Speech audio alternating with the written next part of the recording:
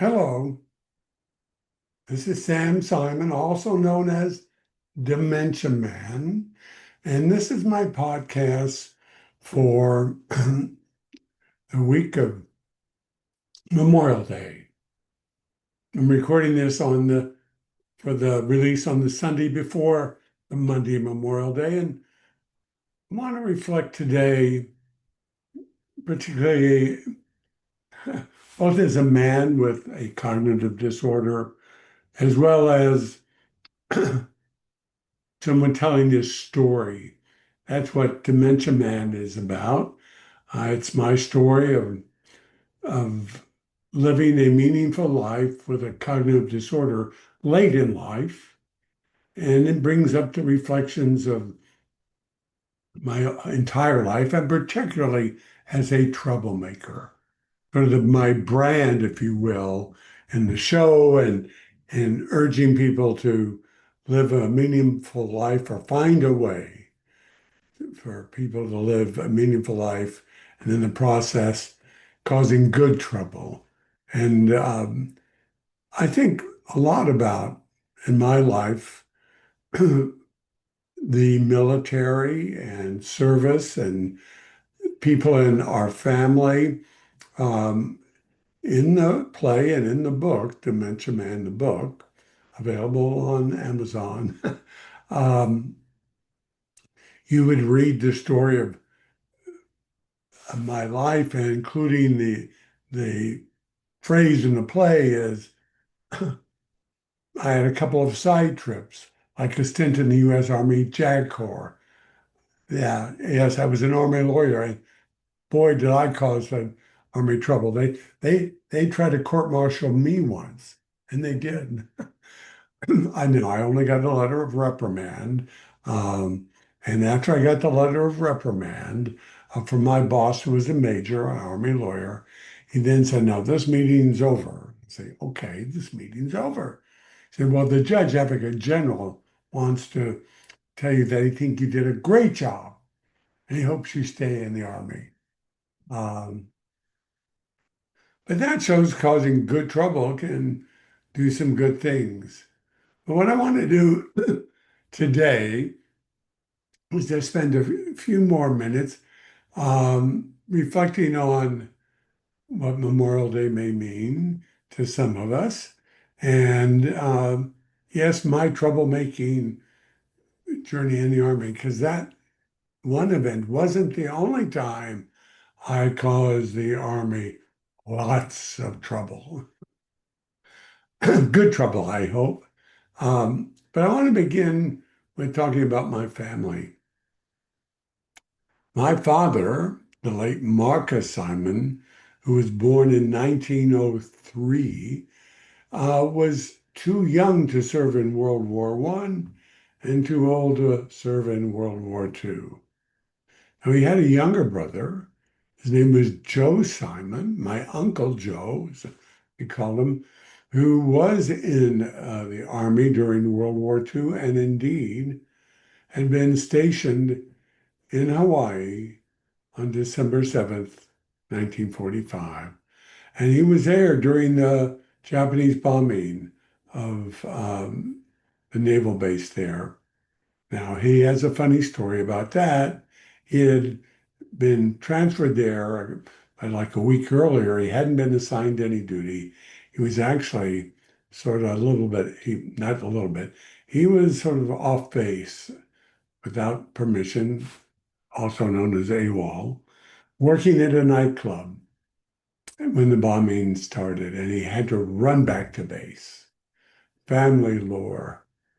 But let me mention, jump a generation, my generation, my first cousin, his son, Steve Simon, uh, served in the Army, and Steve was in active combat, if you will. He he was in the Signal Corps, and he was in Vietnam. He was in uh, Thailand, or is it Laos, in combat, and suffered a lot of uh, post PTSD for most of his life. Um, because he remembered those moments vividly and they haunted him. Um, then, speaking of Vietnam, maybe I talked to you about, I'm not sure. See what memory does. I hope it's not a repeat. My brother-in-law, my sister, my now oldest living sister, Evelyn Simon Fox, her husband, Eugene Fox, was a major. I think he was a major during Vietnam. He was in Army Air Defense, but he was also on the ground near Hanoi in Vietnam. Um, and I'm going to come back. I'm going to swing back to say that Major Fox then retired as Major General Eugene Fox. And he has written his own book, a memoir. And that time in um, Vietnam, there was one evening, he was near Hanoi, and he was assigned to go out on a combat patrol with a patrol. He would be the combat leader. They were assigned to go out overnight into combat. And he refused an order. He said, it's wrong, it's too dangerous, we would all be killed. This is improvident, if you will. And he refused the order, was relieved of duty. And of course, another patrol leader, another person was assigned. They took the patrol out. And indeed, as he predicted, they were all killed. Notwithstanding that, being relieved of an order. And then relieved of duty, I'm sorry, refusing an order, relieved of duty, he was eventually promoted and indeed became a general officer. He's written his memoir of his entire career, and his belief, what kind of guts does it take to refuse an order, knowing that in a combat zone, knowing that you might even go to jail, you could be court-martialed. He wasn't, but you could have been. And he's written a book, and his thought about bravery. He says, "You're not brave unless you're scared." He says, "I wasn't scared." He was doing what he thought was right. So that's another memoir. I think he is brave. I think people who do what's right in the face of great personal risk, whether it's taking the patrol out and in combat, you never are sure whether you might not be killed or shot. Going into combat, as he did many times, and also taking a stand when you know it's wrong to do something, not just in combat, but though that takes it to a huge level. But at any time in life, sticking by your guns, knowing, so to speak, knowing what's right and doing what's right. Um, which, by the way, I'm going to jump. There are these narratives in dementia that life with this disease is not worth living.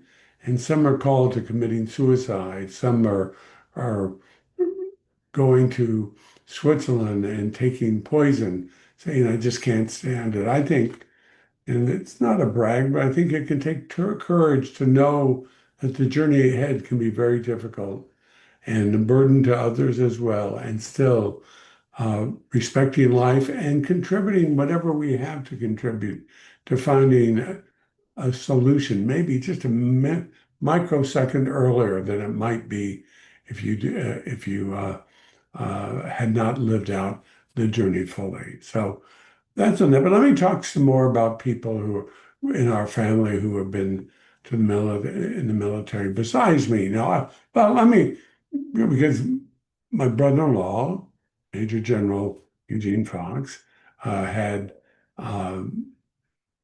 three sons and one daughter.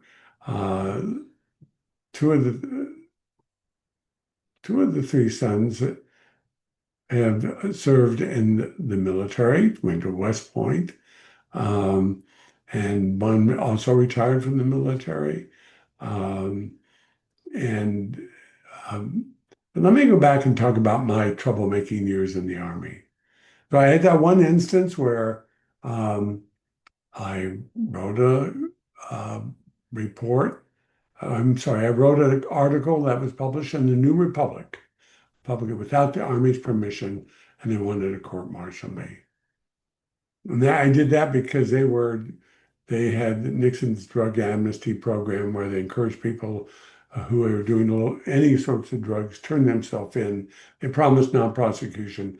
Then they administratively discharged them from the Army under less than honorable conditions.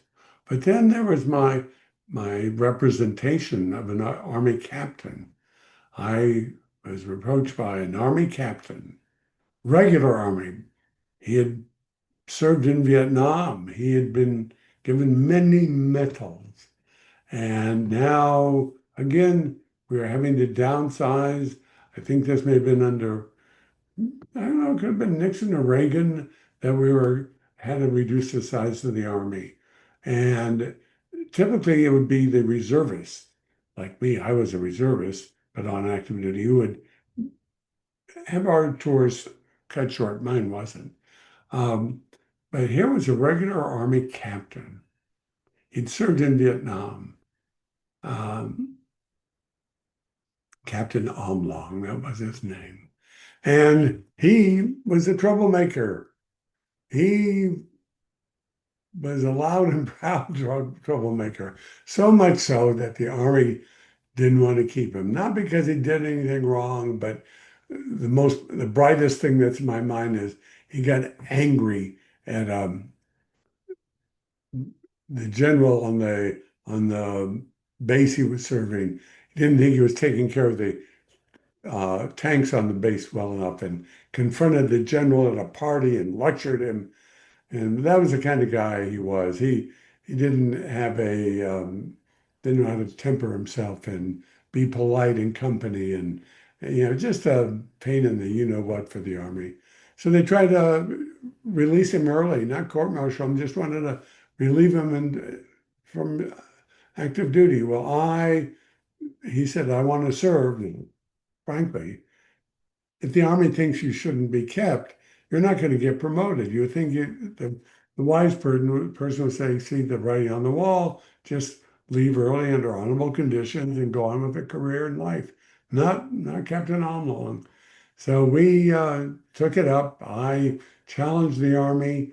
I said in order to dismiss him for the reason was failing to keep pace with their contemporaries.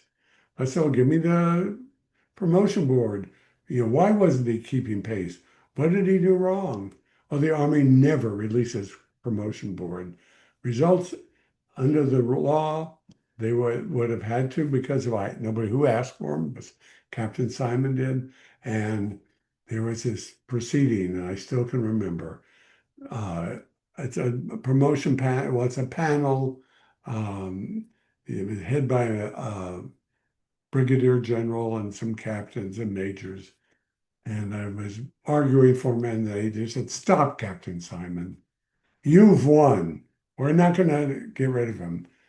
Take your win. And so Captain Almlong served his 30 years or 25 years, his full career. So that was another troublemaking point of Sam Simon in the Army. And then my son served in the Army. He was an Army JAG, just like I was. Um, and he served honorably, and he had been scheduled to be sent to um, Korea. He wanted to go there, and they stayed in the Washington, D.C. area. This was early 2000s when Susan was sick. Oh, and then there was one more case, and then I'll stop. And thank all our veterans. and those lost in combat. Um, there was a captain. He was a doctor. He was in the medical corps, and he had been assigned. He was going to be transferred to Vietnam. And he said he was a conscientious objector. He had started to serve because he thought he wanted to be a doctor and help people, but he didn't expect to be transferred to Vietnam. Captain Simon, who was his lawyer, and I did again something that's never ever done by captains and army lawyers. I arranged for him to get a private lawyer in Richmond, Virginia, which was nearby. And we arranged to sue the army. I sat at the desk as informal co-counsel. I couldn't be really counsel. And he had a pro bono lawyer who sued the army, went before a judge, asked for a deferment or a special order, got it, and he was served. He never got transferred. He was granted his actually a conscientious objector um, release from his military duty. I think I was the most troublemaking lawyer the Jaguar ever had. But you know something, Memorial Day is really, really important for everybody today, and particularly to honor everyone who served, everyone who was lost, and even today, as this country is at war. I think those who are in combat or combat adjacent um, are to be thanked and appreciated. And particularly those, and we think back to the beginning of time, and particularly around our, in our modern era of the world wars, of all those young people who sent to military combat, who regardless of the circumstances, rushed the beaches and risk, and then so many lost their lives. So want to thank them, thank all those who served in active duty and especially in combat. And I do believe that public service and military service is an important element of a country and of a responsibility, I think, of all citizens. I think women and men, they do this in Israel, should have a mandatory public service commitment during their lives, whether it's in the military or public service. And by the way, I think it gets us to be with and work with those who are different and strange and of all races and ethnicities and religions.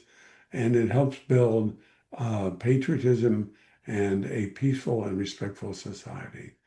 So thank you to all those and the parents and grandparents of those who served. And I hope you have a wonderful Memorial Day and Day of Remembrance. Thank you very much. And don't forget, you can support our work, DementiaMan.com, or in our new fundraising period. All contributions made through